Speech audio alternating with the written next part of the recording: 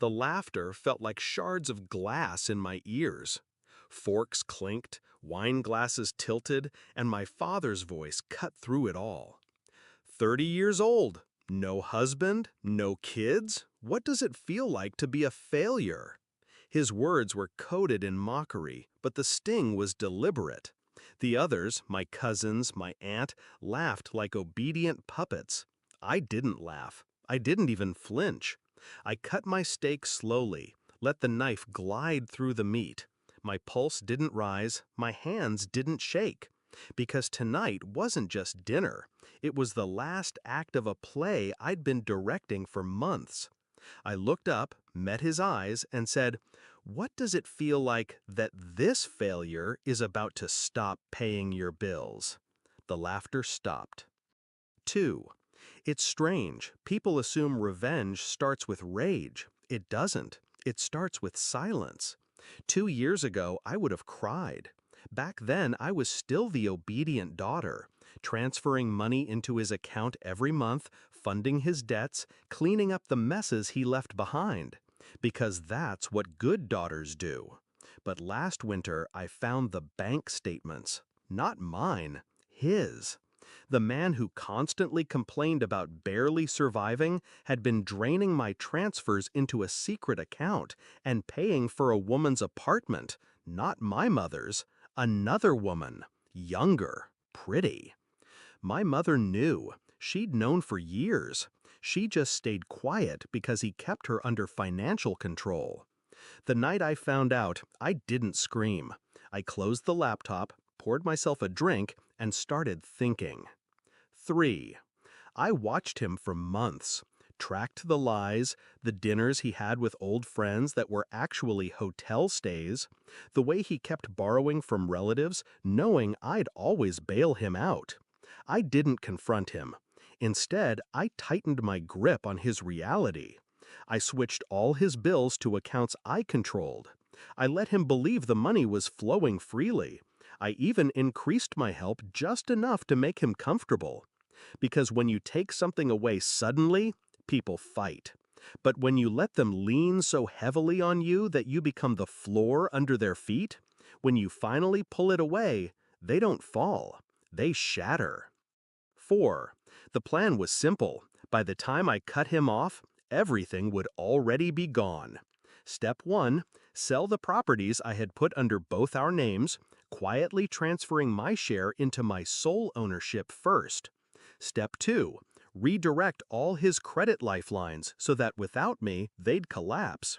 Step 3, quietly pay off my mother's debts, move her into an apartment under my name, and give her an escape route he couldn't touch. It took 7 months. 7 months of smiling at family dinners while he bragged about teaching me discipline. 7 months of pretending to be the daughter he could belittle without consequence. And then, tonight came. 5. At the dinner table, I watched him smirk after his little joke. The others shifted awkwardly now, unsure if they should still laugh. "What does that mean?" he asked, his voice losing a fraction of its arrogance. I set my fork down. It made the softest clink against the plate, but in that silence, it sounded like a gun being cocked. "It means," I said, "that as of tomorrow, the electricity bill, the mortgage, your car payment, your phone, none of them will be paid. The accounts are in my name. The money, and it's gone." His jaw twitched. "You wouldn't dare!" I leaned in just slightly, lowering my voice so only he could hear. I already did. 6. His hands tightened around his fork, knuckles pale. I could see the calculations running through his mind. The accounts, the debts, the overdue notices he thought I hadn't seen. And then the realization hit. Without me, everything falls. "I'm still your father," he said, desperate now, quieter. "Exactly," I replied. "And a father protects his family. You sold yours." His face drained of color. The others at the table looked between us, sensing the undercurrent but too afraid to ask. I picked up my wine glass, took a slow sip, and said to the room, Well, looks like the failure is excused from dinner. 7. I walked out without looking back. By the time he got home, the lights wouldn't turn on. The locks would be changed. His name stripped from every account. I didn't feel joy. I didn't feel guilt. I felt clean. Because sometimes the only way to stop someone from treating you like nothing is to show them how much nothing feels like. 8. People think revenge is loud, but the most beautiful kind is quiet. It's not screaming in the moment. It's smiling while the ground disappears beneath them, and knowing you were the one who pulled it away. That night, my phone buzzed with messages from my mother. She was already in her new apartment, safe, warm, free.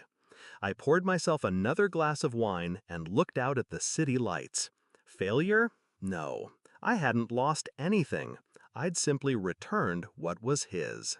Nothing.